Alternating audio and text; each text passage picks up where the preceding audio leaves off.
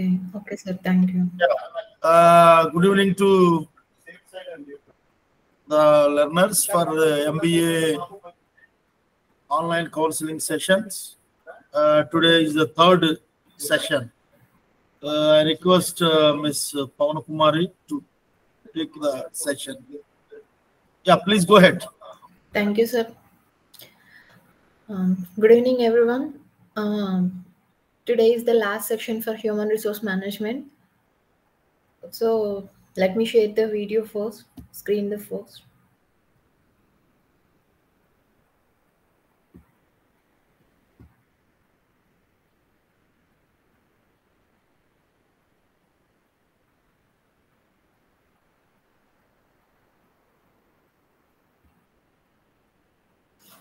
So in last class, we discussed about performance appraisal. So in today's class, we will discuss about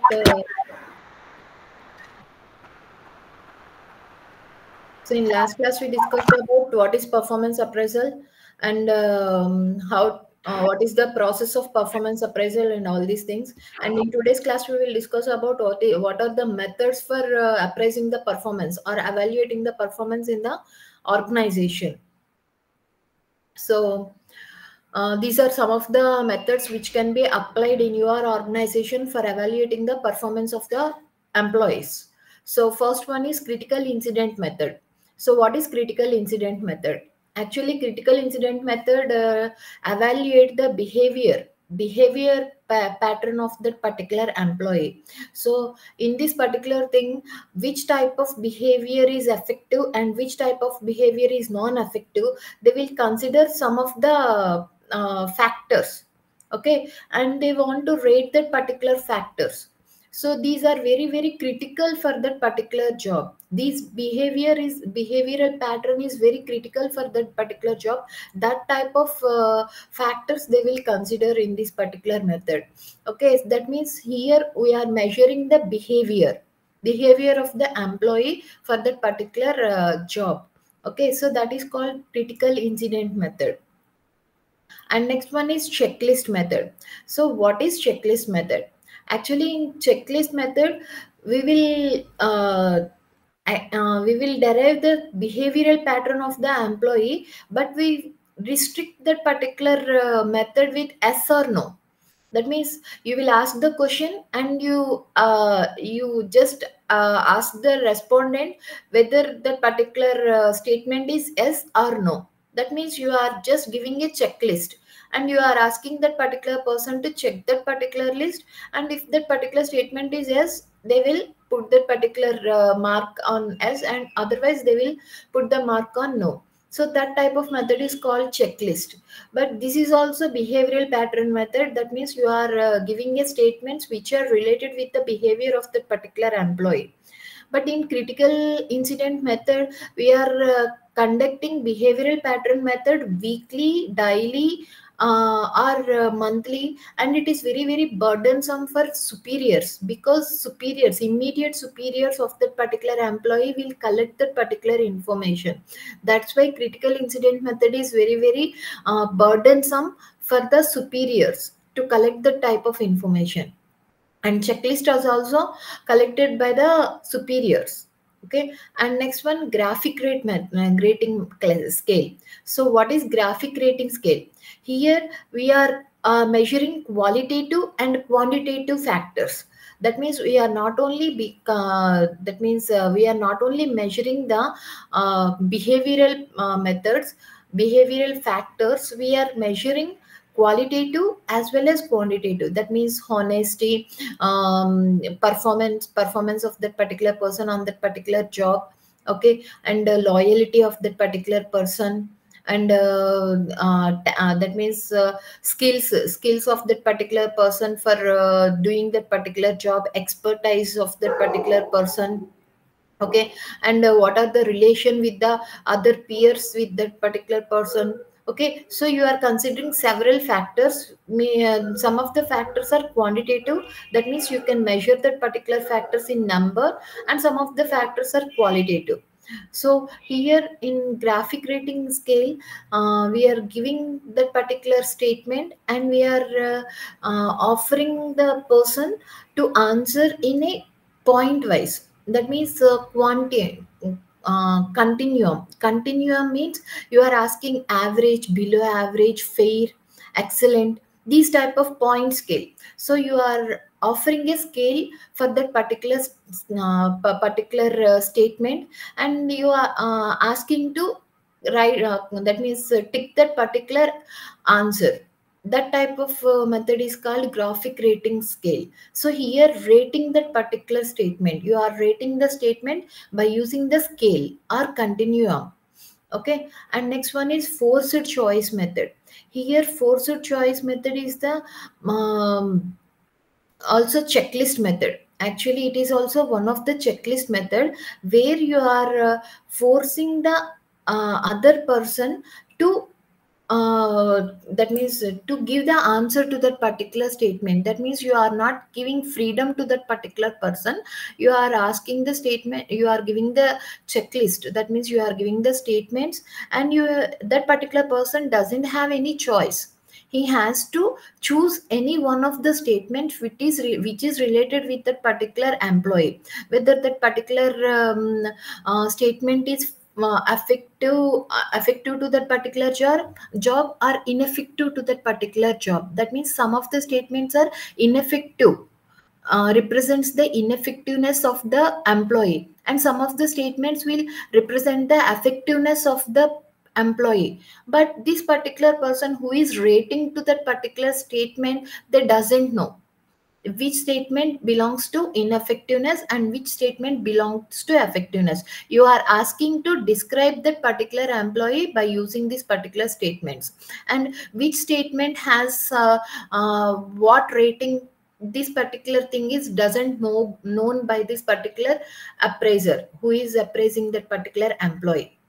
Okay. And this forced choice method was evaluated by the personal management. That means these statements are given by the rater who is the superior of that particular employee, but this particular method was evaluated by the personal management, and personal management once rate that particular thing, they will send the feedback to the superior, immediate superior of that particular employee, and superior will convey the result to the employee.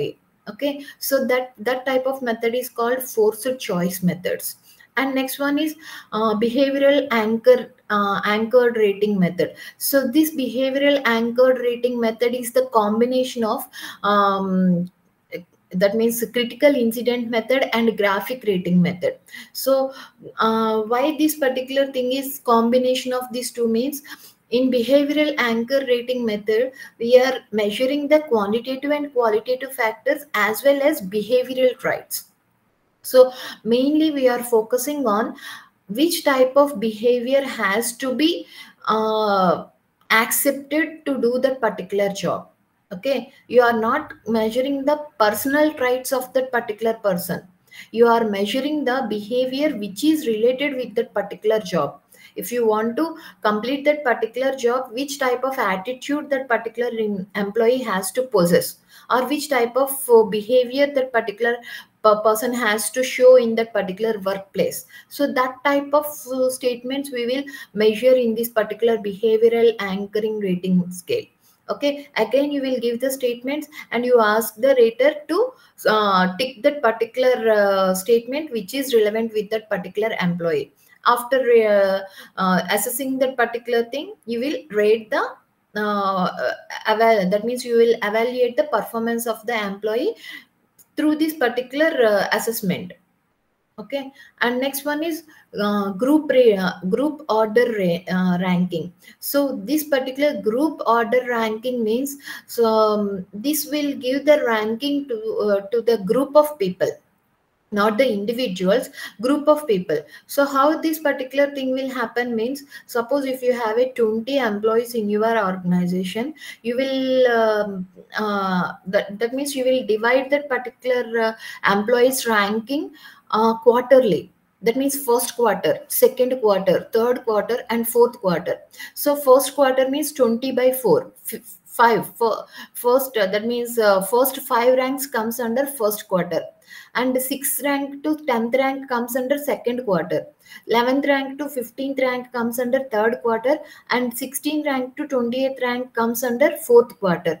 So that means you are ranking the individuals according to this particular quarters. Okay, and you will assess the performance of that particular person, and you will rank that particular person according to their rank. You will convey that particular person which quarter they belongs to. Okay, that means suppose that particular individual gets 12th rank, then you will say this particular employee is in the third quarter. Suppose that particular person gets 4th rank, then you will say that particular person is in the first quarter. Okay, so but here there is a demerit.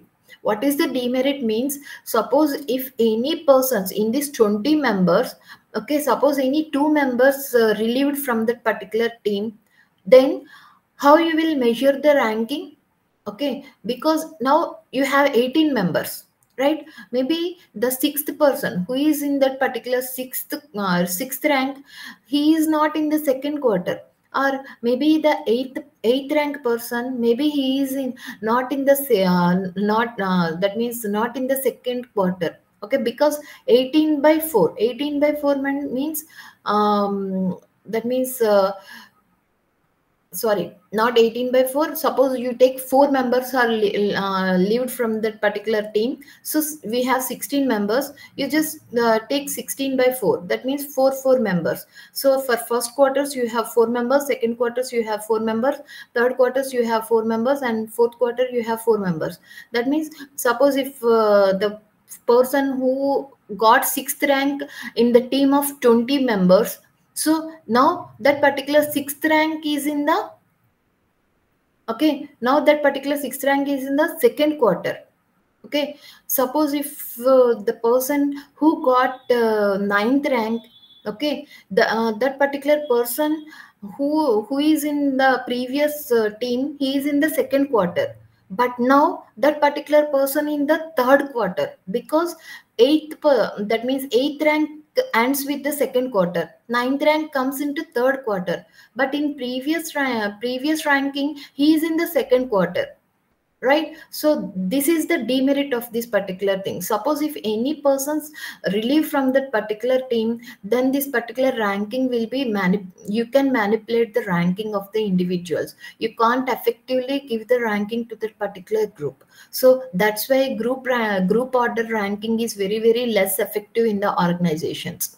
And individual ranking, so individual ranking means they will consider the individuals and their performance, not only personal behavioral factors, they will consider the personal traits. Personal traits means their anger, their emotions, their stress levels.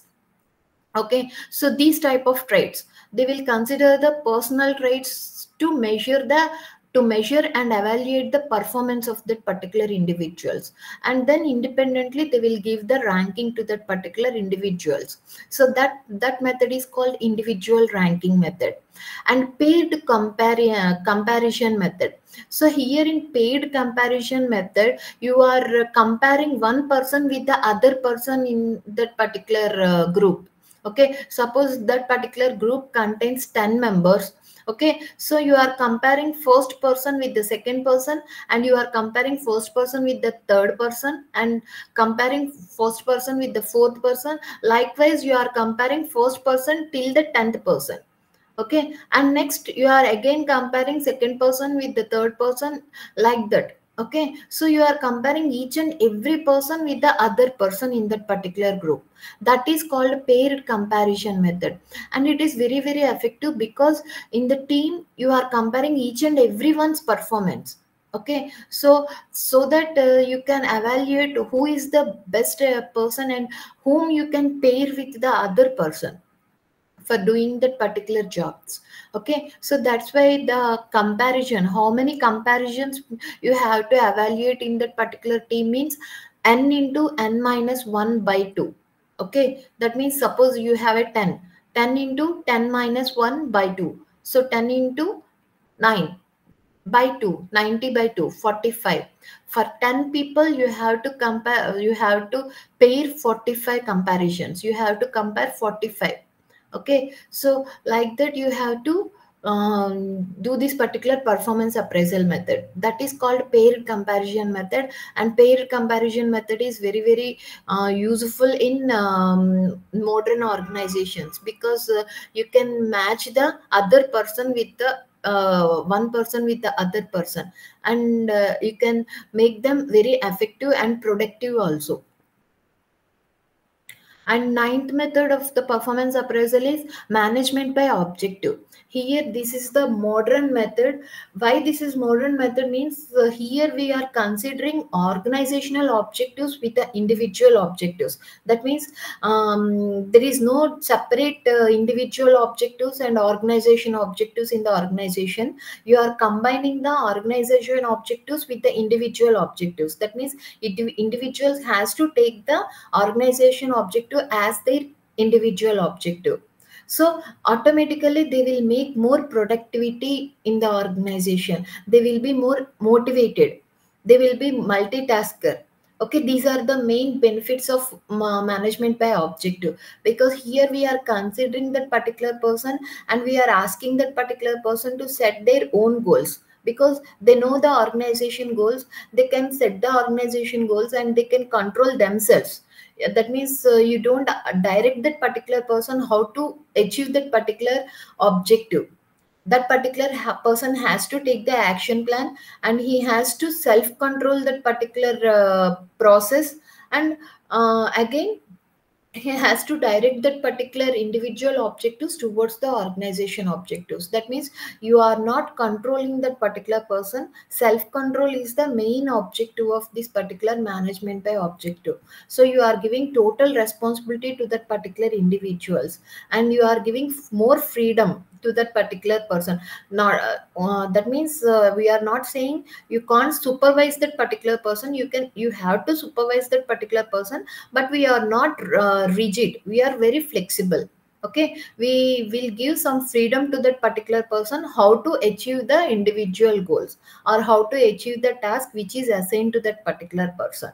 Okay, so that type of environment, that type of method is called management by objective. And so you just see what is management objective. Management by objective is the process that converts organization objectives into the individual objectives. It can be thought of consisting of 4 steps. One is goal setting. Okay, you have to set the goal for individuals, and action plan. For achieving that particular goal, we have to implement some plan.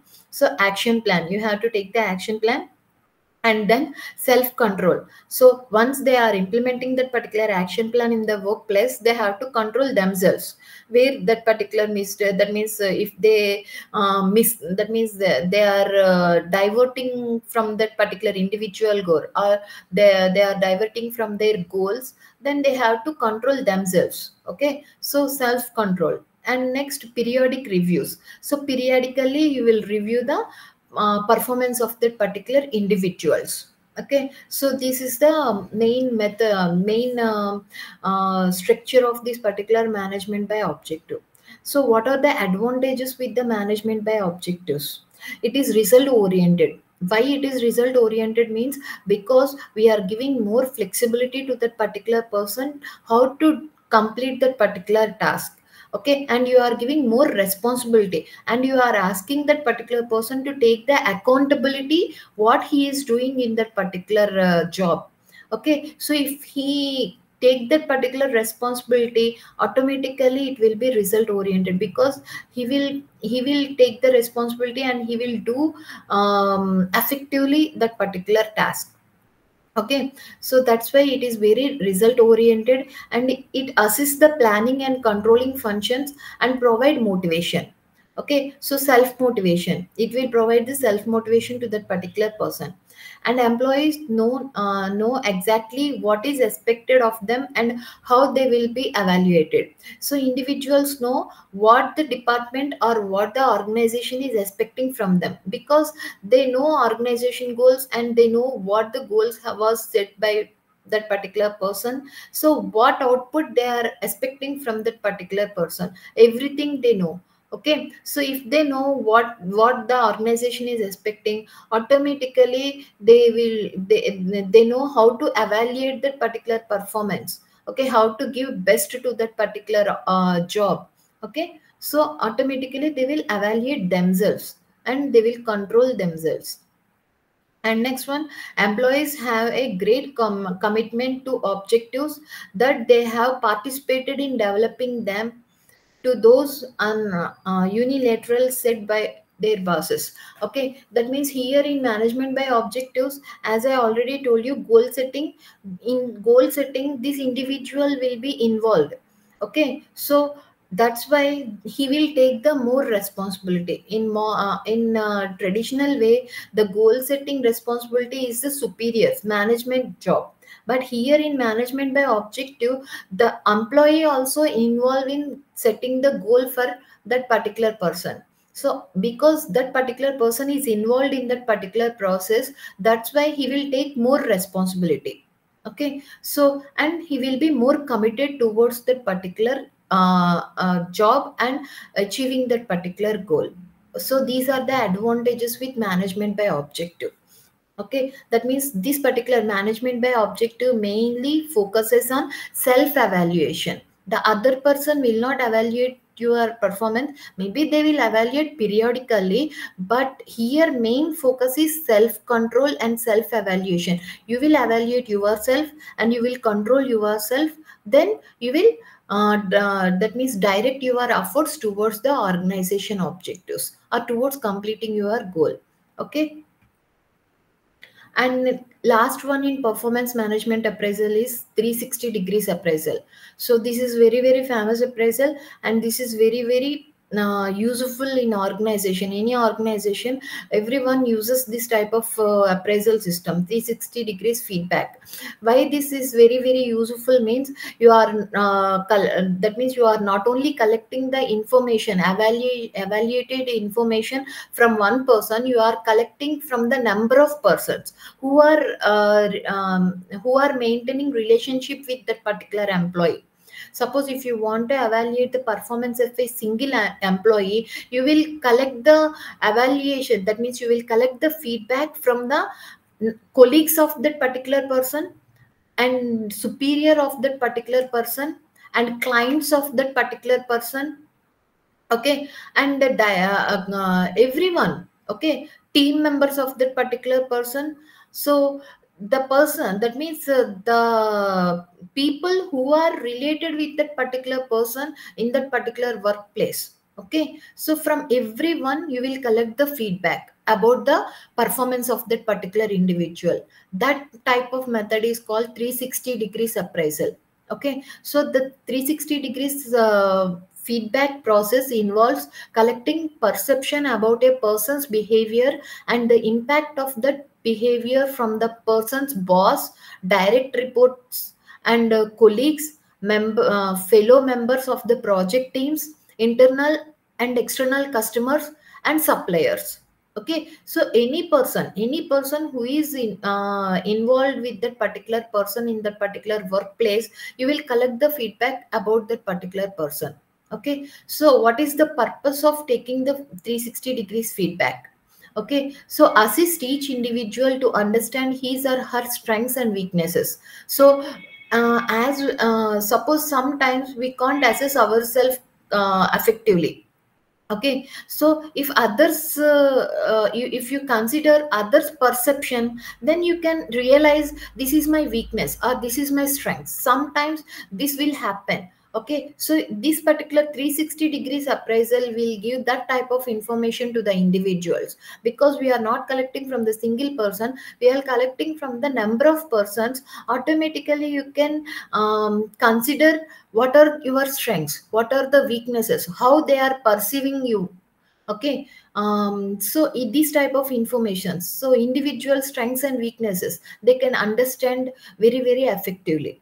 And next one, contribute insights into aspect of his or her work needing professional development. So which type of professional skills are required, expertise is required, so what clients are expecting from that particular person, what team members are expecting from that particular person, professionals, so what are the skills they are required.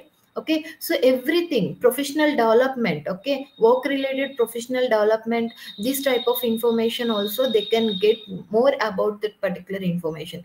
Okay, so these are these are the main purposes why we have to consider this particular 360 degrees appraisal. And next one is, what are the features of 360 degrees appraisal? uh, Improved feedback from more sources. As we discussed, okay, we are not considering a single person to appraise that particular person, we are considering the number of people to give that particular person's rating. So we are considering more sources. Okay, so that's why it will give a improved feedback. And team development, because this particular 360 degrees appraisal will give you that means not an individual feedback, it will give a team's feedback.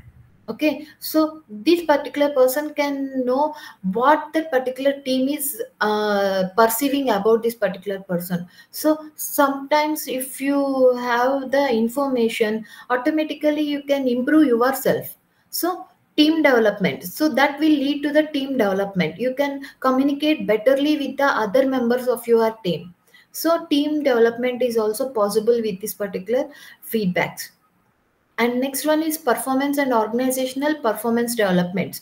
So personal development is also possible, as well as organizational development is also possible. And next one, responsibility for career development. Since you know every person who related with that particular organization, how they are perceiving this particular employee, then you can plan a career in that particular organization, because every person's perception about the about you consider that particular perception, so you can easily plan your career in that particular organization. Okay, so responsibility for career development and reduces the discrimination risk. Okay, so you know what are the weaknesses from this particular feedback. Automatically if you overcome that particular weaknesses, so discrimination risk also decreases. Okay, so you can overcome the inferiority, you can improve the strengths of yourself. Okay, next one, improved customer services. So because you are getting the feedback from your clients also, so you can know what that particular client is thinking about your discussions or your expertise, your skills. Okay, what they are expecting from you. Okay, so that's in that way you can improve yourself, and the customer services also improves. And training needs assessment. Okay, if any gap is there in employees skills and the fee standards of that particular skills required for doing that particular job, immediately you can schedule the training program for that particular employee. Okay, so these are the features of 360 degrees appraisal. So once we discussed about performance appraisal, now we have to discuss about performance counseling. So what is performance counseling? Once this particular appraisal is over, then you have to consider the employee. Suppose if that particular employee is demotivated, or he has his weaknesses, you can motivate that particular person through the counseling sections. Okay, always there is no need for going to the training. Okay, if there is a skill lacking, then you have to consider the training program. Suppose that particular person is skilled person, even though he is a skilled person, he is lacking the motivation, he is frustrated, or he has some grievance in that particular organization, then no need to go for training, you can go for counseling sections. Okay, so that type of counseling sections are called performance counseling. So the main objective of performance counseling is to help the employee to overcome his weaknesses and to reinforce his strengths. Okay, so to overcome the weaknesses and to reinforce the strengths in that particular person, you have to give some counseling sections. Okay, so several conditions for effective counseling are identified. So what are the several situations or several conditions where we need this particular type of counseling sections for the employees? First one is a climate of openness and trust is necessary. Okay, because here counseling, in any counseling section, maybe it is a performance counseling section or any counseling section, first the two-person has to be open-minded, and two-person has to trust each other. Otherwise that particular section never be fruitful. That's why the person who has the problem, he has to communicate with the other person, that means the counselor, with the counselor effectively and openly. And this person has to trust the counselor.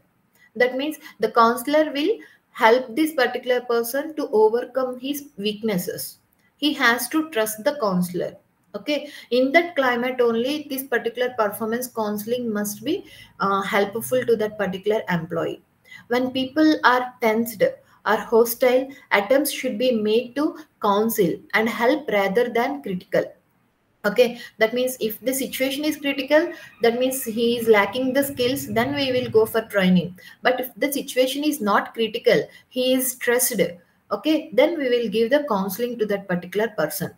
And second situation, second condition where the counseling is needed means the counselor should be tactful and helpful rather than critical and fault finding. Suppose if that particular person, employee who has who need the counseling, he is openly discussing about his problem, but this particular counselor is criticizing that particular employee, then this particular section never forwards.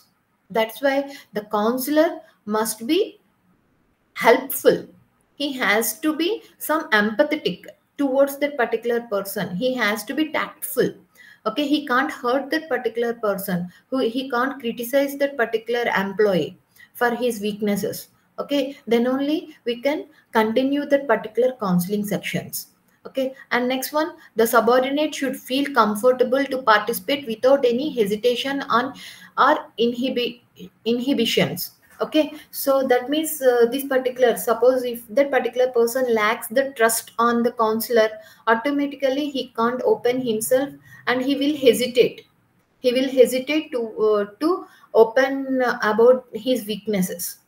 That's why subordinates must be comfortable with the counselor first. So the person who is taking this particular section, first he has to build a relationship with that employee, then he has to continue the counseling section. Okay, otherwise if that particular employee is not comfortable, automatically the section will not be continued. Okay, and next one, the focus should be on the work related problems and difficulties rather than personality or individual likes, dislikes, and idiosynchronous. Okay, so that means you can't discuss about your personal life or personal problems. You have to discuss about work related problems. That means if you have any that means if you have any problem with your peers, or if you have any problem with your superiors, or if you have any problem with that particular work environment or working times or leaves. Okay, that means work related. Okay, if you have any problems which are related with that particular work, that type of issues only discussed in this particular counseling, not the personal life problems or your ideologies, all these things. Okay, and next one is, last one is, it should be avoided or devoid of all discussions on salaries, rewards, and punishments. So you have to avoid this type of situations. That means you can't discuss about salary, you can't discuss about rewards, or you can't discuss about punishments, because this particular counseling section is only meant for work related problems. These are not meant for monetary benefits, or these are not meant for disciplinary actions. That type of that means that type of committees are different. Okay, this performance counseling is only entirely based on work environment related issues only. It's not mention about salaries, rewards, or any type of punishments or disciplinary actions. They never go with that particular type of issues. Okay, so these are some of the conditions where this particular counseling has to be effective. Okay, And this is all about performance counseling. And the next topic is career development. So what is career development? Since we discussed about, suppose if any person enter into that particular organization, he want to stick on that particular organization for a long period. Okay, so the organization itself has to plan some career growth for that particular person, or individual has to plan his career on that particular organization. So career development, how he can plan his own career in that particular organization, that all discussed in career development. Okay, so career development, a person evaluate his or her own ability and interests, considering alternative career opportunities, establishes career goals, and plans practical development activities. Okay, here they will mainly consider his skills, his abilities, and what are the alternative career opportunities. Okay, because now he is in this particular suppose that particular person is in a software field. Okay, and he is a mechanical engineer, and he can choose another alternative career opportunity also, that means purely core. That means he can go for safety officer, he can choose safety officer as another career alternative. So which type of career alternatives they can consider. Okay, so he has to consider that type of alternatives also. And establishing career goals, so which type of career goals you want to set. That means after 2 years I want to be in this particular position, I want to get this type of package. Okay, and I need to be certified with this particular course. Okay, so you have to set some career goals and plan the practical development activities. Okay, so to achieve that particular goals, what are the action plans you are taking, which type of course you have to accomplish, or which type of certificates you need, or which type of career skills you need to achieve that particular goals. So you have to plan all these things. That is called career development. So career development seeks to achieve the following objectives. So these particular objectives, what are the objectives of career development? First one, it attracts and retains the right person in the organization. As I already told you, if you plan a career, that means if you frame a career plan in your organization for a particular employee, automatically that employee will retain in your organization for a long period. So that's why attracting and retaining a talented people, right people in the organization, you have to have a career development plans for that particular person in your organization.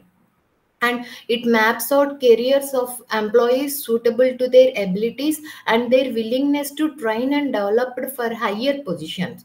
Okay, so you have to map the career of that particular employees according to the abilities of that particular person and their willingness to take the training sections. Okay, because in organization also we give some training, right? So suppose if that particular person attend that particular training, then you can promote that particular person to the next level. So that type of career development, you have to map that type of career development to the employees according to their abilities, according to their training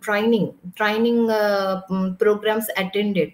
Okay, and next one, it ensures better use of human resource through more satisfied and productive employees. Okay, for human resource, you through this particular career development, you will get more satisfied employees in the organization. In the productive wise also, the employees will be it will be very effective, because the satisfied employee always give their more potentiality towards their organization, so the productivity also improves. So that's why in HR, suppose if the career development is effective, automatically you will get more satisfied employees in your organization. And next one, it ensures more stable workforce by reducing the labor turnover and absenteeism. Okay, so if that particular person is satisfied in their work, automatically the absenteeism will be reduces in the organization, right? So to reduce the absenteeism, you have to make that particular person satisfied. Okay, and next one, it utilizes the material talent available at all levels within the organization.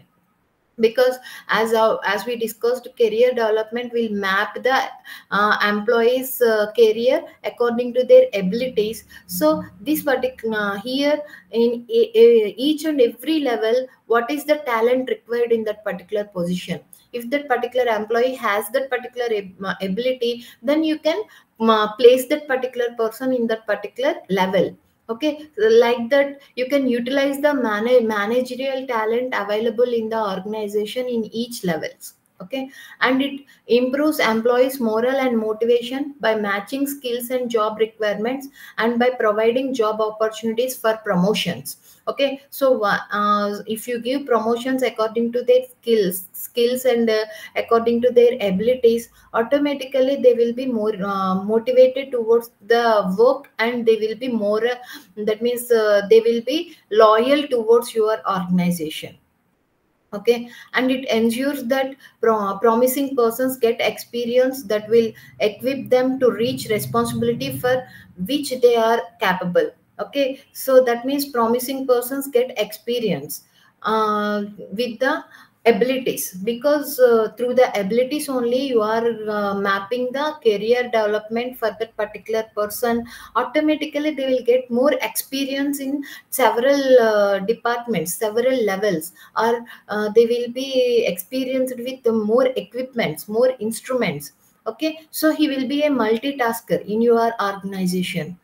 And it provides guidelines and encouragement to the employees to fulfill their potentialities, and it helps in achieving higher productivity and organizational development.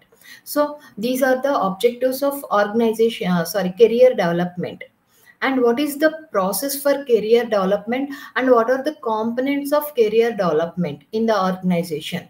Okay, so career development has two factors. One is career development programs, and second one is career planning process and activities. In career development program, again these are classified into three types. One is internal career assessment, career opportunities, employees needs and opportunities. Okay, and here in career planning process and activities, these particular things are classified into organizations HR inventory, employees potential for career planning, training and development programs, age balance and career paths, review of career development plan in action, career counseling. So coming to this particular first one, career development program. In career development program, internal career assessment. So internal career assessment means here the organization will assess the abilities and roles of the particular persons, and what are the careers they can choose for the betterment in the future. Okay, so internally they will assess the careers for that particular employee. And then career opportunities, they will discuss about the other levels. Okay, what are the career opportunities existed in that particular organization? That means first you are assessing which type of roles matches with that particular person's abilities.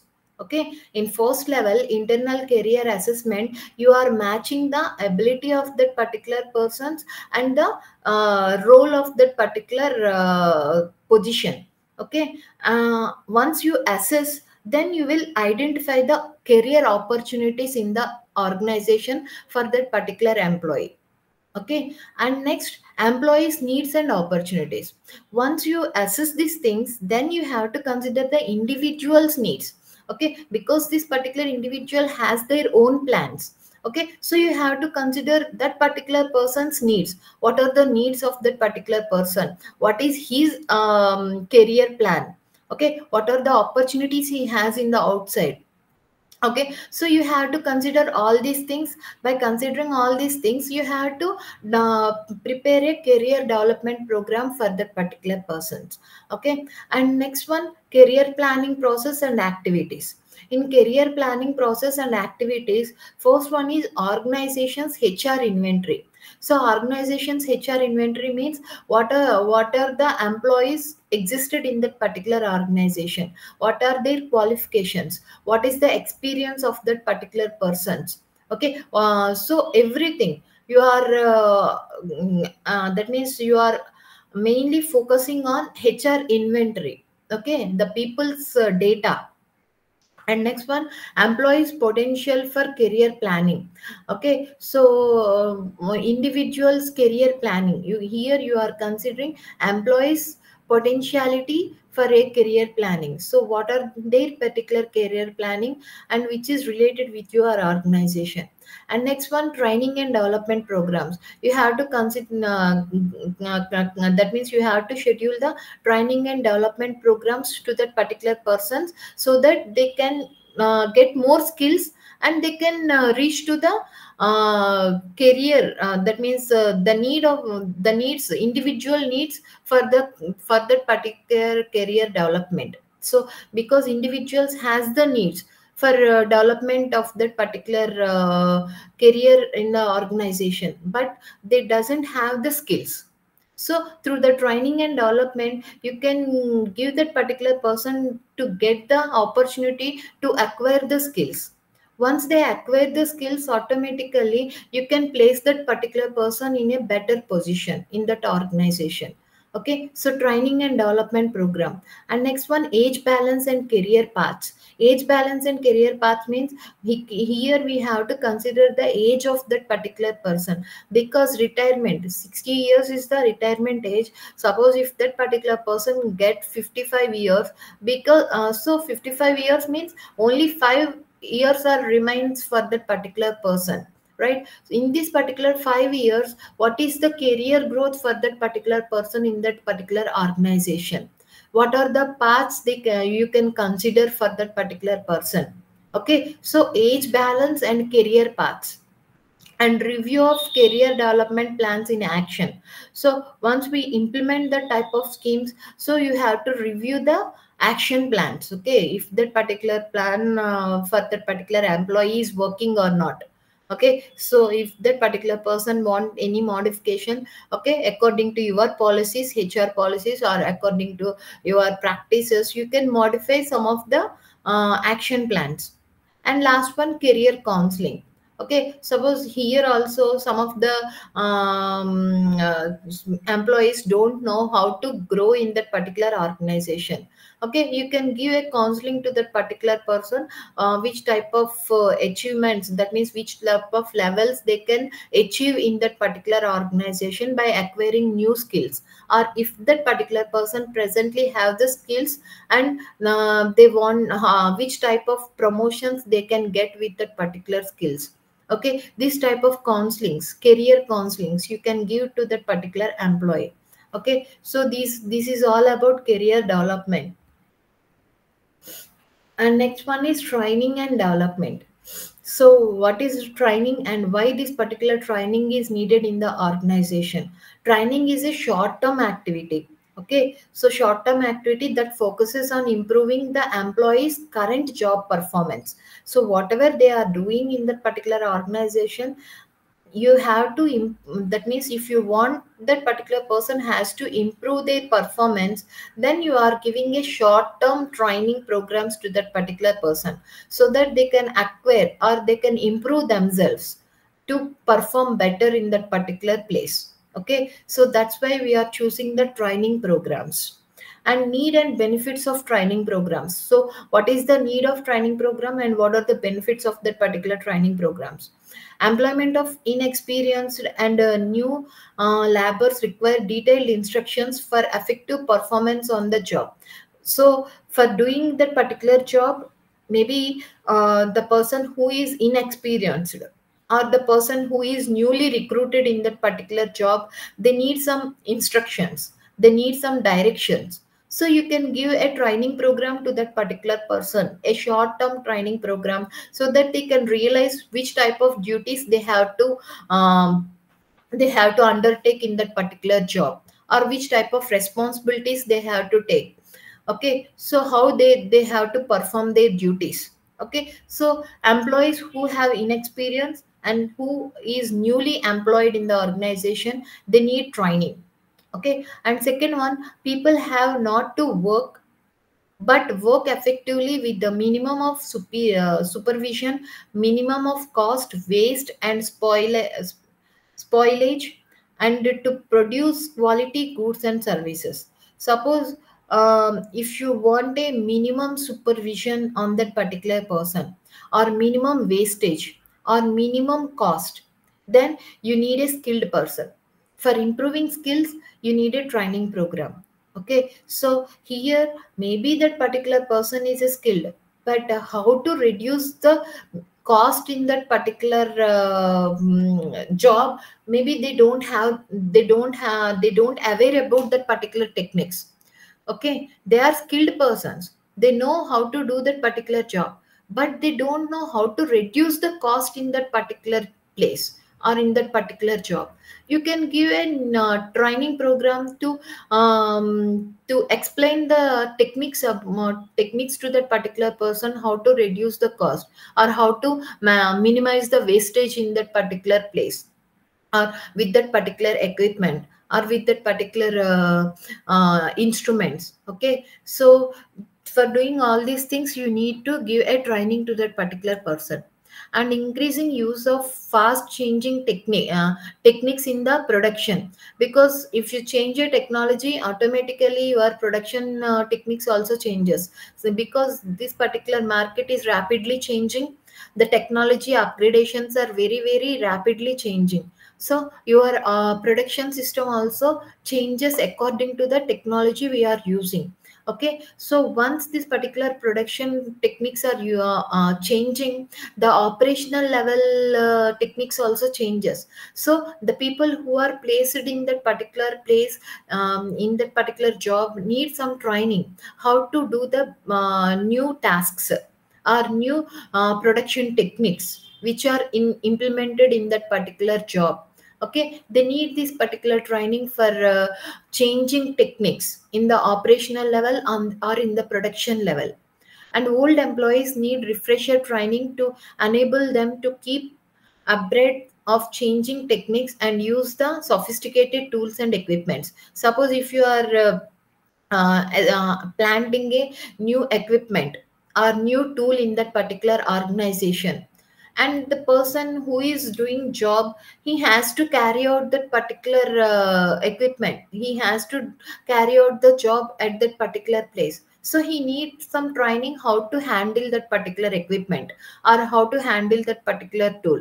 So in that particular situation, you have to give training to that particular employee how to handle that particular equipment. Okay, and next one, training is necessary when a person has to move from one job to another job for the transfers, promotions, or demotions. Okay, suppose if any person transferred from one job to another job, automatically he need a short term training how to do the work in that particular new place. Okay, or promotion, suppose if he upgraded himself in the next level of that particular job, so he need a short term training. Demotion, again he needs some training to do a better job in that particular new situations. Okay, so these are some of the situations where this particular training is needed. And what are the methods, training methods?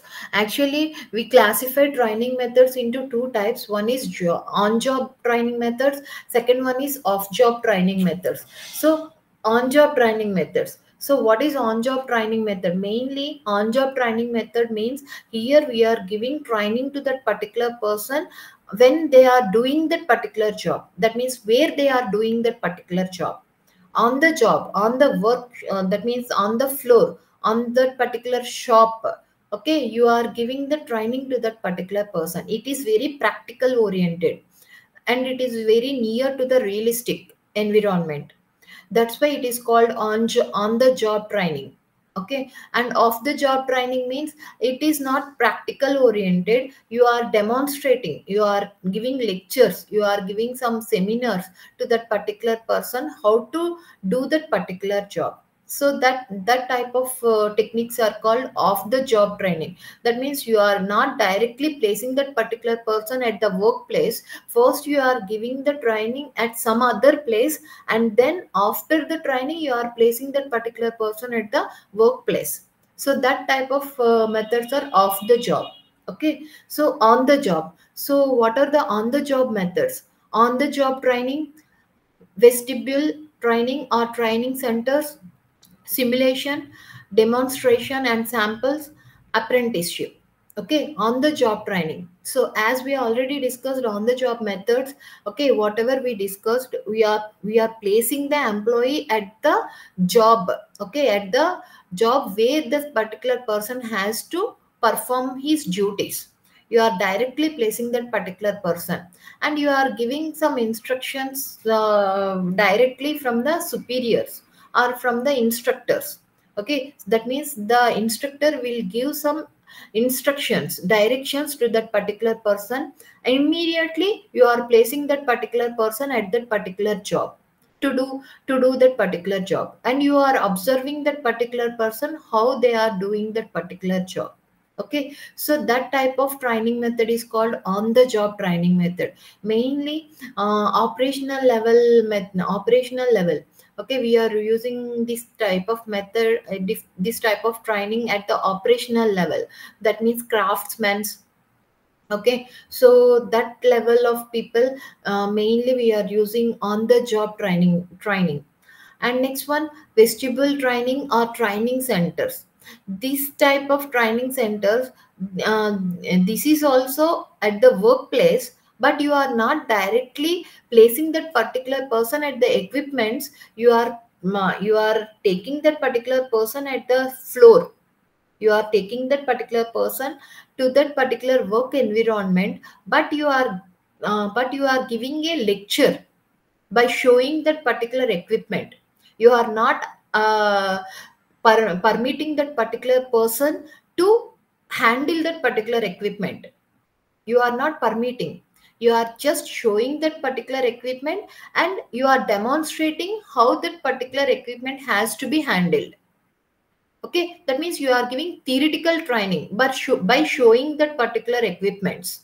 Okay, that type of training is called vestibule training or training centers.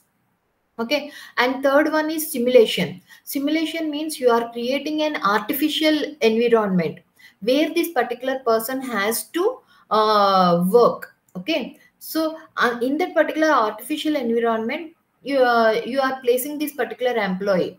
Okay, you are giving some minimum instructions, and you are placing that particular employee in that particular artificial environment to perform their duties. Okay, so that type of method is called simulation. Mainly pilots, okay, aircrafts, okay, rocket engineer, that means astronauts. Okay, so for astronauts, for giving training to the astronauts or for giving training to the pilots, we are using this type of simulation method, because directly you can't place the pilot to the commercial planes, right? Because it is not a safety to the passengers. He is not if he is not comfortable with his performance, automatically it is not safe to the passengers, right? So that's why first you are creating that type of environment, and how they have to be more thorough with that particular equipment. Then you are placing that particular person in the actual environment. So first you are placing that particular person at the artificial environment. That is simulation method. And next one is demonstration and examples. So here also, this is also vestibule training method. So demonstration, you are just demonstrating that particular equipment, or you are just demonstrating their responsibilities, or you are just demonstrating which type of working environment they have to face. Okay, and with examples. Okay, what type of that means test they have to conduct. Okay, or suppose if that particular person is in a pharmaceutical company. Okay, so which type of test they have to conduct. Okay, how they have to conduct, which type of chemicals they have to mix. You are just demonstrating that particular thing with the examples. Okay, you are not directly that means asking that particular person to do that particular thing. You are just demonstrating. That particular person's role is to see, to inculcate what that particular environment where he has to be worked. Okay, and next one, apprenticeship. Okay, in apprenticeship, this particular person directly placed in that particular work, okay, they will get some training. That means you are not directly asking that particular person. He is a probationary period, he is in the probationary period, or he is in the apprenticeship. Okay, so in that period you are not considering that particular person's performance as the actual performance. You are just giving that particular person a training. Before actual performance, you are giving a training for some period. That type of method is called apprenticeship. Okay, and next one is off the job or classroom methods. So here you are not directly asking the person to go to the work environment. You are placing that particular person at the classroom level. Okay, and you are explaining what has to be that means which situation they have to face, what are the responsibilities they have to consider. Okay, so seminars, lectures, conferences, case discussions, role play. Okay, so these are the some of the methods. Through this also they will get which type of situations they have to handle and how they have to handle.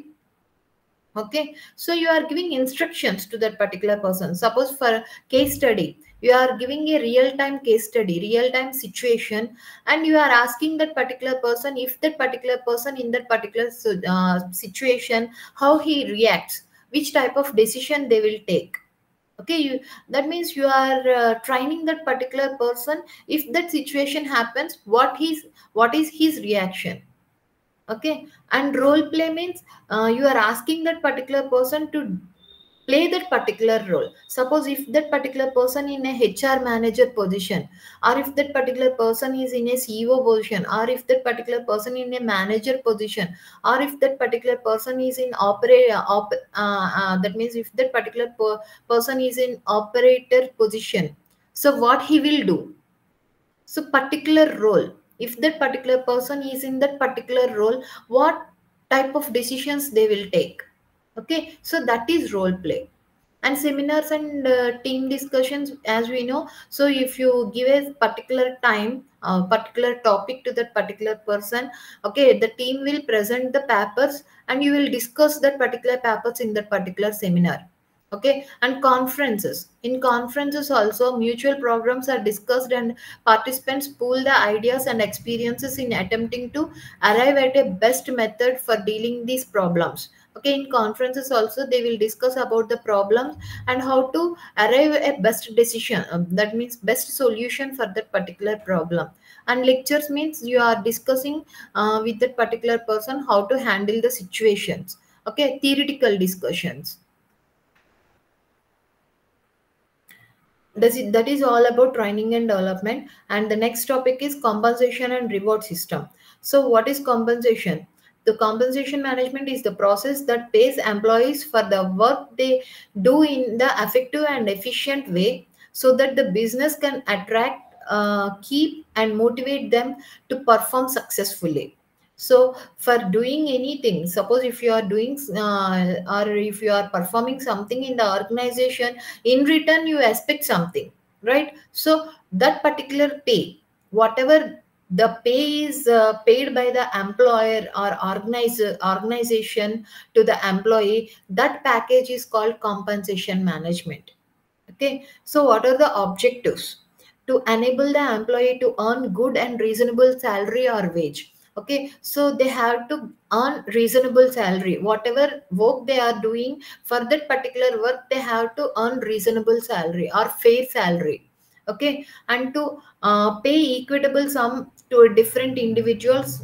Okay, so for different individuals, okay, maybe they are different, but they possess the same skills. Okay, so you have to pay equitable sum to that particular person. At the same time, suppose that particular person is in manager level, according to his position you have to pay amount to that particular person. Suppose if that particular person is an operational level, you have to pay to that particular person according to his skills.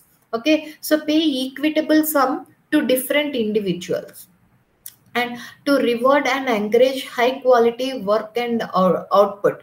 So if you don't reward that particular person for what he is doing, automatically you can't get a qualitative work from that particular person, right? So that's why for encouraging that particular person for a high quality work or high quality output, so you have to pay the compensation or you have to pay the rewards. And to encourage employees to develop better methods of working and their acceptance, to discourage wastage of materials and equipment. Because so as we discussed, okay, suppose if they are not motivated, they don't give their more potentiality, or they don't show their skills in that particular workplace, the wastage of material or the wastage of equipment, it will be very high, right? Suppose if you motivate that particular person, for motivating the person, this particular monetary benefit is also one of the way for motivating the employees. So that's why this particular discourage, that means wastage, discourage of wastage materials, all these things can be reduced by motivating that particular person from the monetary benefits.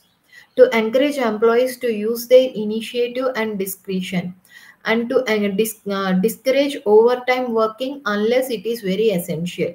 Okay, so if you are giving fair enough reward to that particular person, they never go for overtime, because they are satisfied with their performance and they are satisfied with their monetary benefits.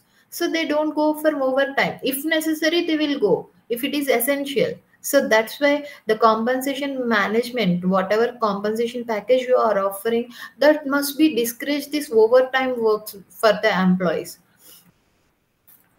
And compensation structure. So as we discussed, okay, this particular compensation structure, what you are offering to the particular role, depends upon some of the factors of the organization. So what are the particular factors which will influence the compensation structure in the organization? So directly job description and job evaluation directly influence the compensation structure, because in job description we will describe the roles, responsibilities, and that means what are the duties they have to carry in that particular role, right? In job evaluation, we are evaluating each and every duty, each and every role of that particular person, and what are the abilities or capabilities they have to possess for carrying out these particular duties. You are evaluating each and everything, right? So that's why job description and job evaluation directly influence the compensation package. And other factors are the organization's ability to pay. So the organization ability, their financial status, according to their profits, okay, according to their financial status, they will pay to their employees. And supply and demand of the labor. Okay, so what is the supply rate in the marketplace? What is the demand for the labor? Okay, suppose if the demand is high and supply is low, okay, so you will get high price, high salaries. Suppose if supply is high, demand is low, okay, you will get less price, less salaries. Okay, so that's why supply and demand for labor is also one of the factor for your compensation structure. And the prevailing market rate. So what is the market rate? So how the other markets or competitors paying for that particular role? They will consider all these things. And cost of living. So what is the cost of living in that particular area? Because this particular factor directly influence the individual's needs, individual satisfaction levels. Because if their needs are not satisfied, automatically they will not give a productivity in the organization. So you have to consider the cost of living in that particular area, because cost of living directly influence the prices of the commodities. So if this particular person doesn't have the capability to purchase that particular products, automatically they can't fulfill their personal needs. right? So that directly influence the productivity of your organization. So next one, productivity, your productivity. Suppose if you have a high productivity, automatically you will get more profits and you can give more compensation to the employees. And trade union bargaining power. Sometimes the recruitment process is directly under the control of trade unions. So if that particular trade union has the bargaining power, automatically they will get the more salary. Suppose if the trade union doesn't have that much of bargaining power and employee has the more power in that particular organization, then these particular employees who are appointed through the trade unions, they will get less salaries. Okay. And job recruitment requirements. So according to your job requirements, that means the role you are playing, the importance of that particular job in the organization. Okay, these also play an important role for the compensation structure. And managerial attitudes, and some of the managers will, their perception towards that particular job or towards that particular employee or towards that particular organization, that all influence the compensation package. And psychological and social factors also influence the compensation packages. And compensation structure in India. So suppose if you want a that means which type of compensation an employee in India will get. Basic wages. Basic wages means your salary. So how much you are earning for that particular job. Okay, that is the basic wage. And dearness allowance. This particular dearness allowance is given for the adjustment of that means adjustment for the fluctuations of the cost of living in that particular area. Okay, so cost of living, according to the cost of living fluctuations, they will offer this particular dearness allowances. Okay, in suppose in Bombay, cost of living is very high. There you will get dearness, dearness allowance very high. Or Bangalore, you will get very high. But in Kakinada, you will get very less dearness allowances because here cost of living is very low compared with Bombay or Bangalore, right? So that's why according to the cost of living fluctuations, you will get the dearness allowances. Okay. And overtime payment. So suppose if you do overtime, what are the payment structure they are offering? Okay. So and annual bonus. So how much percentage they are offering for the annual bonus? 2%, 5%. Okay. How much percent from the profits they are offering the annual bonus? So this is the compensation structure in India. And what are the rewards? So in rewards, okay, these are the compensation methods. Rewards are also compensation methods, but they are mainly exchange for their work. Rewards are intended to motivate the employees and keep them engaged in that particular organization. That means rewards are not the basic salary. Okay, they are motivating that particular person to do more work or to improve their work or to improve their skills. Okay, so they are motivating and they are engaging that particular person towards their work. Okay, so that type of compensation is called rewards. And forms of rewards. So what are the different types of rewards are there? Competence related pay. So this competence related pay will give a rewards which according to your competencies. Okay, according to your competencies means according to the skills you are possessing, according to your performance in that particular job, according to your competency with the other person, they are paying the rewards. That type of reward system is called competency related pay. And skill based pay. Here they are not considering the performance of that particular person, they are considering the abilities and skills of that particular person to do that particular job. Okay, they are not considering everything, they are only considering the skills. Okay, your skills, your abilities, according to that they are paying the rewards. And team based rewards, these are the non financial rewards. That means these are not the monetary. Okay, they are offering vouchers. Okay, or they are offering some discounts, or they are offering some stocks. Okay, so these are not monetary, team based rewards. And profit sharing. So here profit sharing means how much percentage the employer is sharing to the employee as a reward. That is called profit sharing. And gain sharing, in gain sharing, this particular person, that means profit sharing and gain sharing are both are similar. But here in gain sharing, they are not only focusing on the profits, they are focusing on some other types of techniques. That means they are focusing on stocks. Okay, as we in the next method we have stock options, right? So that means in other way also they are giving the rewards to that particular persons. And the stock options means they are offering the share of the company to the employee. Okay, so suppose if a person is the best employee and they are performing very high level, that particular person, and he is in the high managerial position, and he is in a crucial role in that particular organization, then you can expect this type of rewards, stock options. That means these are some percentage of shares from the organization will be offered to that particular person for a specific price, for a nominal price. Okay, so nominal price or for a specific price, some percentage of shares are offered to that particular employees. That type of rewards are called stock options. And merit pay. So merit pay means the superior appraisal for the performance of this particular employee.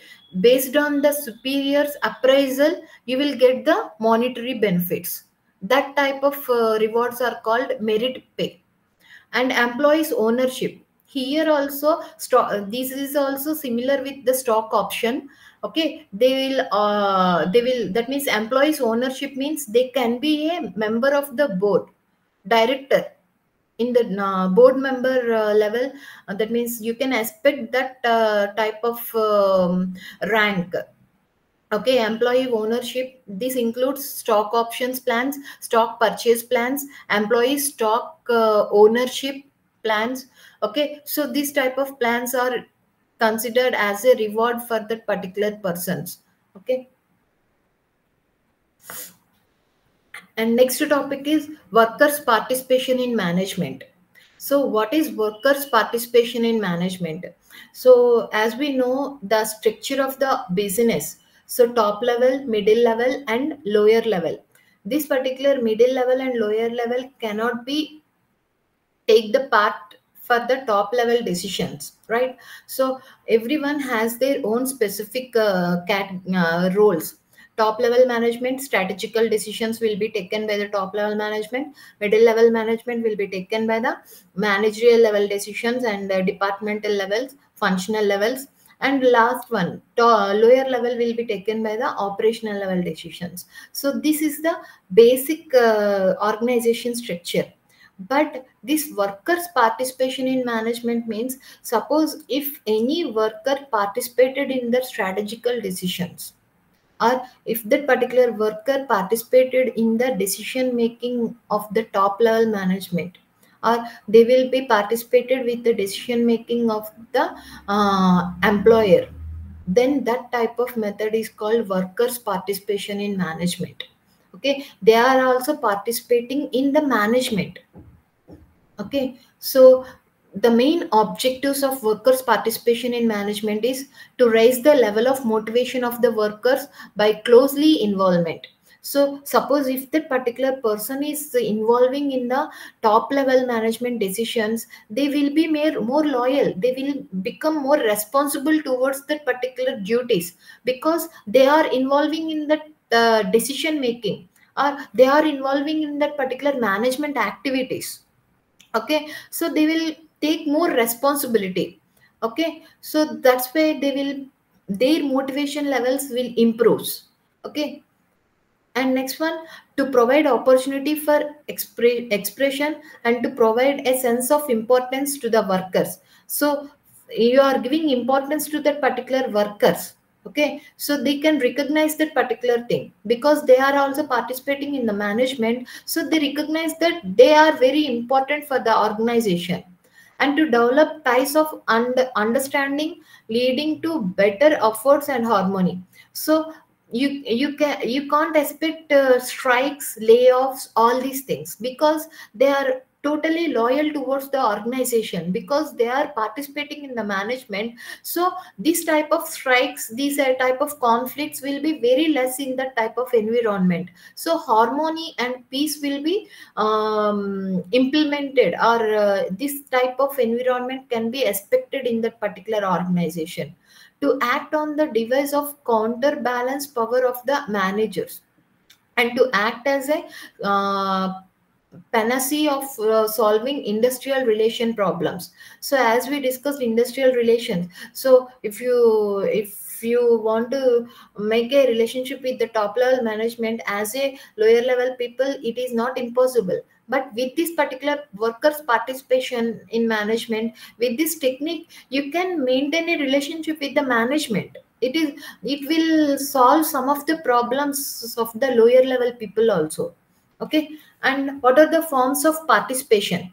One is collective bargaining. So in collective bargaining, mainly the team, okay, the team members will solve the problem. Okay, here in that particular team, the lower level people also involves. Okay, not only management people, lower level people also involves, and they will bargain.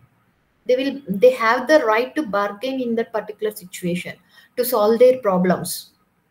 They can discuss, they can bargain, they can negotiate with the management. Okay, collectively they can discuss about that particular problems, and they can resolve that particular problems. That type of technique is called collective bargaining. And workers council, so here workers council means this type of workers councils are mainly meant by the workers only. Only workers are members of these particular councils, but they have the right to take the decisions instead of management. So they can take the management decisions also. Okay, so that type of right is given to the workers council. So they can appoint, they can hire the employees, they can make the performance decisions, they can take the training decisions. Okay, so they can take this type of decisions, management decisions also. So that technique is called workers council, and this is very very implemented technique in Yugoslavia. That Yugoslavia government is using this type of technique in their businesses, in their organizations. Okay, and joint management councils and committees. In joint management councils and committees, this type of committees are only consultancy or advisory level. They are not taking the part in decision making. Okay, the members who are in this particular joint management councils or committees, that workers will give advices to the management, or they will be a consultant to that particular management, but they never take the part in decision making. Okay, so that type of councils are called joint management councils and committees. And next one is board representation. So in board representation, the workers will represent the board. Okay, they can be a board members. Okay, that means they have the right to discuss in the board meetings. So that means they can't be a board members, they can represent at the board meetings. Okay, so that type of methods are called board representations. And next one is workers ownership of enterprise. So one workers ownership of enterprise means here the workers are the management. Okay, the management doesn't have that much of power, but workers has the full power. They can take the decision than the management. That means some of the European countries are using this type of techniques. Okay, that means workers will go for elections. Okay, and they will that means they will elect the members for the that means they will elect the members as a representatives, and this representative has the more power than the management. Okay, so that type of the method is called workers ownership of enterprises. Okay, so these are some of the methods for workers participation in management. And next topic is grievance.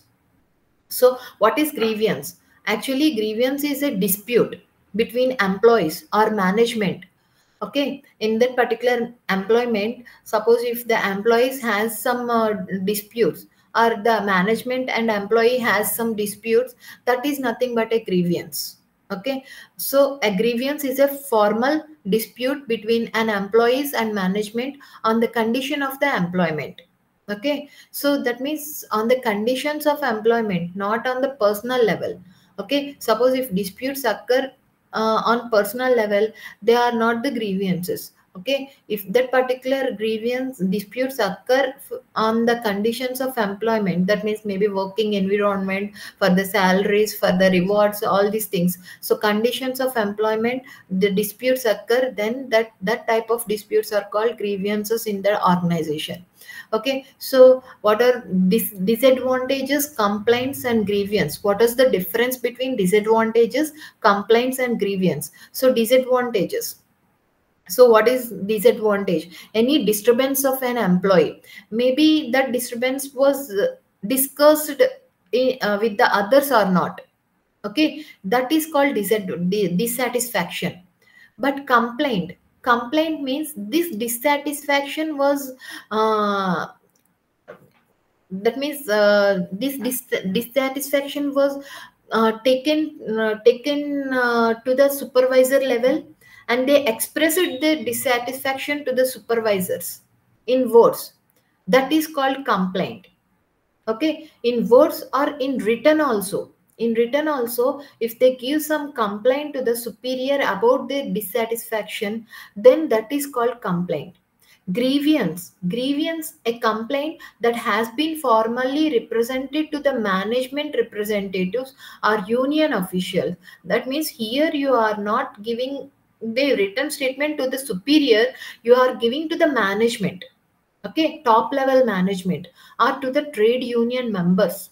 Okay, so that is called grievance. Okay, it is not complaint, it is a grievance. That means if you are taking this particular complaint to the top level executives, okay, board members, or the CEOs, CFOs. Okay, so top level management, if you are representing your disadvantage to that particular person, then it is a grievance. And causes for grievance: economic causes, wage fixation, overtime, bonus, wage reviews, and employees may feel that paid less, they are paid less compared with others. These are the economic grievances. And work environment grievances are poor physical conditions at the workplace, tight production norms, defective tools, equipments, poor quality of material, unfair rules, lack of recognition. And superior grievances relates to the attitude of the superior towards the employee, such as perceived notions of bias, favoritism, nepotism, caste affiliation, regional feelings. So these type of this type of grievance are supervision level grievances. And work groups, employees is unable to adjust with his colleagues. Suppose this particular person is unable to adjust with the other persons, suffers with the feeling of neglect, victimization, becomes an object of ridicule or humiliation. Okay, so these are the work group grievances. What is the effect of grievance? Okay, so if grievance is there in the organization, what is the effect? What is the organization effect? How this particular grievance impact the organization? So on production level, okay, on production level, low quality of production and productivity, and increases the wastage of material, spoilage, leakage of machinery, and increases the cost of production per unit. And on the employees level, this particular grievance impacts increase the rate of absenteeism and turnover, reduces the level of commitment, sincerity, and punctuality, increases the incidence of accidents, and reduces the level of employees' morals. And on the manager level, strains the superior subordinate relations, increases the degree of supervision, control, and follow ups, increases in discipline cases. Okay, so these are the impact or effects for the with this particular grievance in the organization. So how to handle this particular grievance in the organization? We have to come from down to up. Okay, so this figure is from down to up. You just see the down box, aggrieved employee. So first, aggrieved employee has to complain to the immediate superior or with the union shop department representative. Suppose this particular grievance employee is the member of trade union, then he can complain to the supervisor as well as union shop department representative. Okay, if that particular grievance or complaint is not satisfied at that particular level, then you can go for the middle management or union office bearers. And in that particular level also, if that particular thing is not satisfied, then you can go for top level management or union president or general secretary, and they both contact with each other and represent with each other, and how to solve this particular problem. Okay, so union will represent this particular grievance person, aggrieved person. On behalf of this particular aggrieved person, union will represent the top level management, or union president will represent the top level management. And finally, which type of decisions we can expect means conciliation, arbitration, and adjudication. Here, conciliation and arbitration is not legally binded. Okay, suppose if conciliar has given some decision, you are not binded legally to obey that particular decision. You can appeal for other things. Okay, you can reject that particular decision, you can appeal. Okay, or arbitration. For arbitration also, the decision is not legally binded, and you are not supposed to follow that particular decision. But adjudication is legally binded. Okay, suppose if top level management and union is going for adjudication, the adjudication officer has given a decision, and that particular decision is the final decision. And if you are not satisfied, you can appeal, but you can't reject that particular decision, because adjudication decision is legally binded, but conciliation and arbitration is not legally binded. Okay, and next one is discipline. So what is discipline? Discipline is the procedure that corrects or punishes the subordinate because the rules of procedures has been violated. Okay, suppose if that particular person has violated some rules or practices which are in that particular organization, then you can punish that particular person, or you can make that particular person to correct that particular behavior. So for that particular thing, you need some disciplinary actions. Okay, you have to maintain the discipline in the organization. So this particular definition is given by Dessler 2001. And next definition is discipline should be viewed as a condition within an organization whereby employees know what is expected of them in terms of organization's rules, standards, and policies, and what the consequences are of infractions. Okay, so employees has to know what are the rules, what are the standards, and what are the policies. If they violate that particular thing, which type of things they can expect, what are the consequences they can expect. So these all can be managed by the discipline. So, what is indiscipline? Indiscipline refers to the absenteeism of discipline or rule of violation. If you are violating the practices, the policies, or the rules, then it is considered as the indiscipline in that particular organization. So, what are the forms of indiscipline? So, forms of indiscipline are absenteeism, okay, regular absenteeism, or frequent absenteeism, violation of planned rules, gambling, incompetency, damage to machinery or property or strikes, dishonesty and other forms of disloyalty lead to the industrial indiscipline. And discipline action procedure. So suppose if any person is accused for indiscipline, which type of disciplinary action procedure has to be implemented in the organization? So first you have to issue the charge sheet. In charge sheet you have to explain what is the that means what is the problem, that means what is the indiscipline action, which type of action leaded that particular person to the indiscipline of that particular organization. First you have to issue the charge sheet, and you have to give that particular charge sheet to that particular employee who was accused for that particular indiscipline. Okay, and next one, suspension pending inquiry. So once you have issued that particular charge sheet to that particular person, it is also called as memo. Okay, if you issue that particular memo to that particular person, okay, so if that particular situation, the action or accusation taken by that particular person is very serious, and it is interrupting the other work environment, then you can suspend that particular person before inquiry. Suppose that particular action is not that much of serious, then you can that means you can file for the inquiry, you can resume for the inquiry. Okay, and second step, suspension pending inquiries. And third one, consideration of explanation. Okay, in inquiry you are setting an inquiry committee, and you are saying these particular members are the inquiry committee. So you are setting the inquiry committee, and in third step you are considering the explanation of that particular person. Okay, because you have already sent the memo, or you have already sent the charge sheet to that particular person. Now in third step you are considering the explanation from that particular person.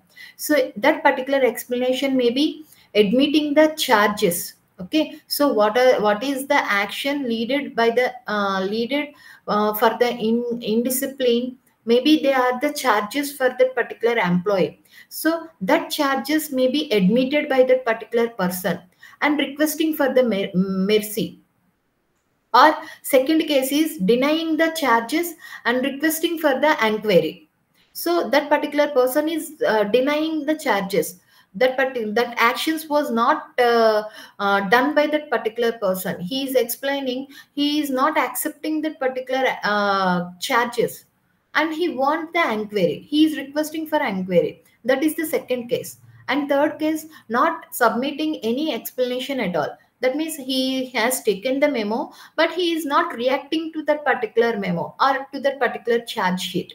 He is not submitting anything. And fourth case is requesting for more time to submit the explanation. So you have fixed some time for explanation, and he is asking some more time for explaining that particular charges. Okay, so these are the four cases you have to consider while taking the explanation from that particular employee. Okay, and fourth level, notice for holding an inquiry. So here for so once you get the explanation, then you have to decide whether you want to hold the inquiry or not. If you want to hold the inquiry, then immediately you have to set the inquiry committee, and you have to mention the members who are leading that particular inquiry. And fifth one, holding of the inquiry. So once you noticed the inquiry committee, holding the inquiry committee, then you have to set the date for holding that particular inquiry. And in fifth step you are holding the inquiry. So on that time, on the date, you are holding the inquiry. So that means,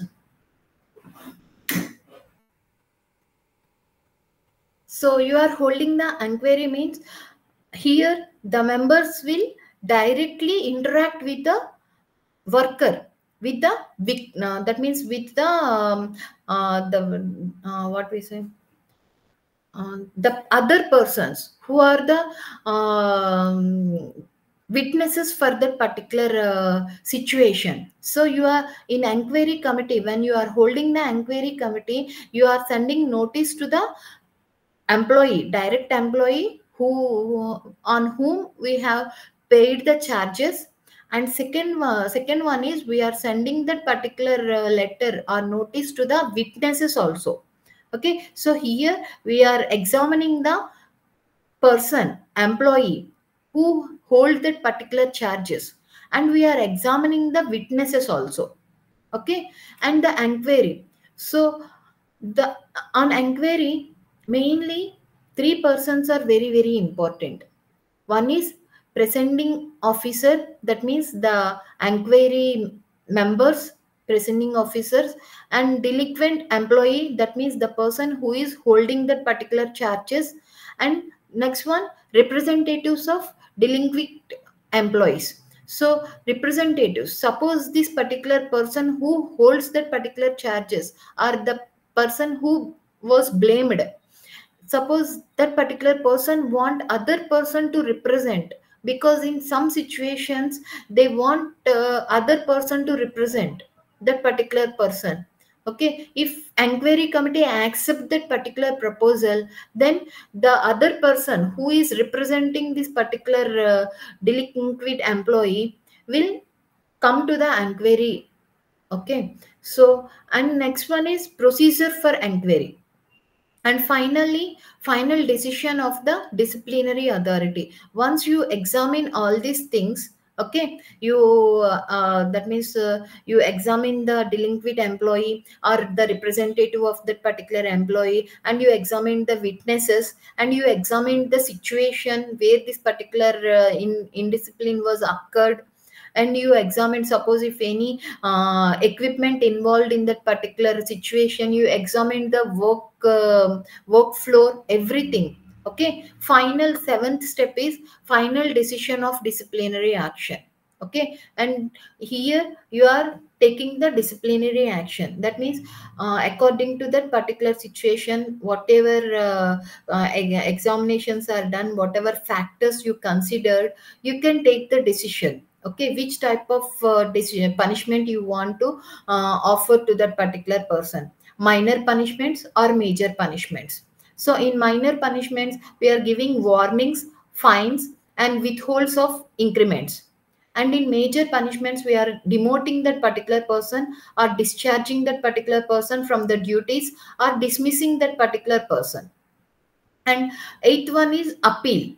That means, suppose if that particular person, employee, on whom we paid that particular charges, delinquent employee, so that particular person is not accepting this particular decision, he can appeal for the judgment, another judgment. Okay, so this is the procedure for disciplinary action in the organization. And last one is trade unions. So what is trade union? Webs, according to the webs, the definition of trade union is a continuous association of wage earners for a purpose of maintaining and improving the condition of their working lives. Okay, so for work in working life, so they want to improve the conditions, or they want to maintain some good relationships. Okay, so they can that means they can, a member of that particular associations, they can form a group. Okay, so that is nothing but a trade union. So what are the objectives of trade union? Okay, so which type of factors they are considering, where they are attending: wages and salaries, working conditions, disciplines, personal policies, that means recruitment, selection, promotion, transfers and trainings, and welfare, employee employer relationships, negotiating machinery. Okay, and safeguarding organizational health and the interest of the industries. So these are the main factors in the organization where trade unions attend for their members. And classification of trade union. So based on ideology, the trade unions are three types. One is revolutionary union. So revolutionary union means they mainly uh, focus, that means they want shift of power and authority from the management to the workers. Okay, so they want shift in power and authority and use the force. For that they use force. Okay, so that type of trade unions are called revolutionary unions. And second one, reformist or welfare unions. Okay, here this type of unions mainly focus on work for changes or reforms within the existing political or social framework society. So they don't use force. Okay, they want some reforms. Okay, for that particular reforms they will work on that particular topics. Okay, suppose if they want increase of salaries, or suppose they want better working conditions, they just request the management. Okay, they want some reforms for betterment of the employees. Okay, so that type of trade unions are called reformist or welfare unions. And uplift unions, so these uplift unions not only focus on the organizational issues, they focus on the societal issues also. That means they work on the elimination of property and better society and taxation policies. Okay, which are not under the control of organization. On that issues also this type of trade unions works. Okay, so that type of trade unions are called uplift unions. And next one, classification based on trade. Okay, based on trade, suppose one is craft union. Craft union means the members who certified for a given crafts. Okay, maybe that particular craft is painting or in weavers. Okay, fitters or clerical work. Okay, so this type of certified crafts unions are called craft unions. And another one is mainly extreme in terms of range of workers representing the general union. These members are from all trades. Okay, not only the craftsmen's, every trade member is the member, can be a member of this particular general unions. Okay, so that is another type of trade union, general unions. And next one is another common union based on trades, crafts, and between so-called blue collar workers and white collar workers. That means here this type of trade unions meant for trades, crafts, and everything. But here also they are classifying blue collar workers and white collar workers, and both can be a members of this particular type of unions. Okay, so that type of unions. And next last one is the union may be categorized based on the industry. That means cement industry. Okay, or chemical industries, fertilizer industries. So based on industries you are framing the trade unions. Okay, so that means that is the classification based on trade. And next, classification based on agreement. Okay, so based on agreement, the trade unions are first one, class closed shop. Closed shop means here management and union agreed that union has the sole responsibility and authority to recruit the workers. Suppose the workers, okay, in the organization you want to recruit the workers, the union has the sole responsibility and authority to appoint the workers. Without trade union, the management can't take this type of decisions. That type of trade unions are called closed shop. And these trade unions already had the agreement or prepared the agreement with the management. Okay, and union shop means where there is an agreement that all new recruiters has to be joined in the union within a fixed period after the employment. That means, suppose if any employee joined in the organization after some time period, so specific time period, maybe 1 month or maybe 2 months, they have their own specific time period. Based on that specific time period, before the specific time period, this particular new employee has to be a member of that particular trade union. That is the union shop.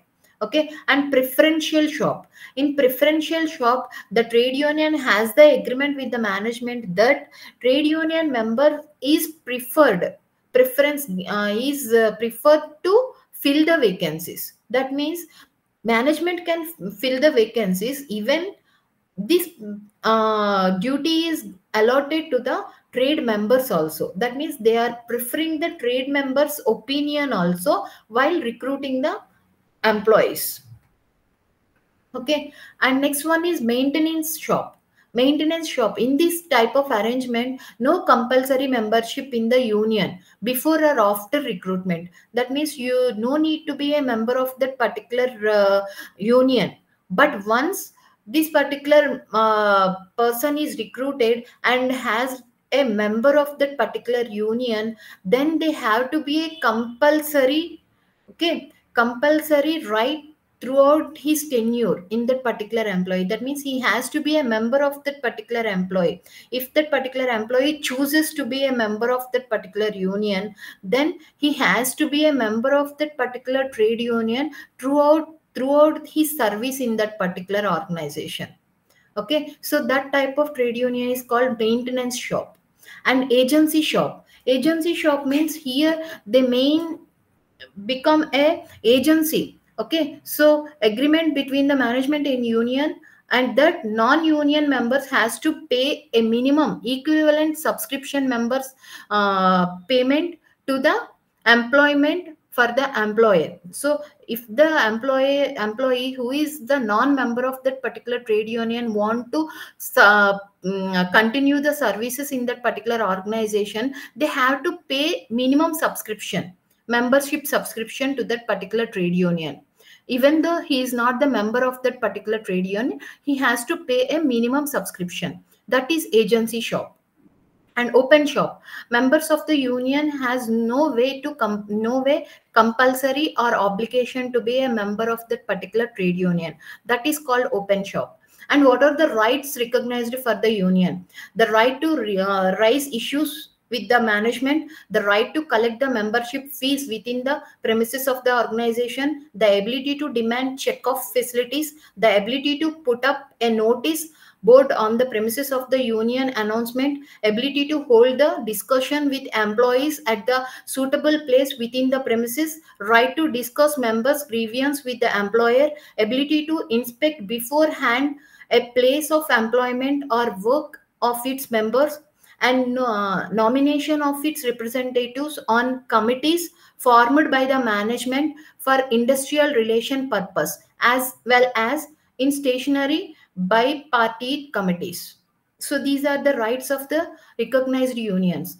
Okay. So here now we are discussing about employers association. Employers association means the owners of the organization. The owners of the organization can have their own association. They discuss about their problems in that particular associations, and how to solve that particular problems they will discuss in that particular associations. That type of associations called employees associations, or employers associations or employers organizations.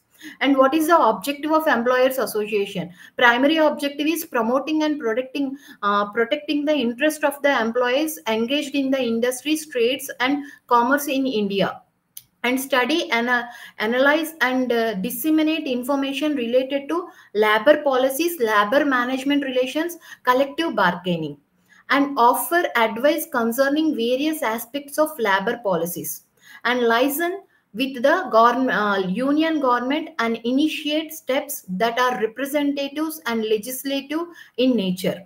And secondary objectives, what are the secondary objectives? Training and development of staff and members, obtain data on wages and conditions of works in the industry attached to them, take the projects for social and financial welfare, deal with the safety and health at the workplace and working environment, educate the public regarding the character, scope, importance, and need of the trade, industry, commerce represented by the members.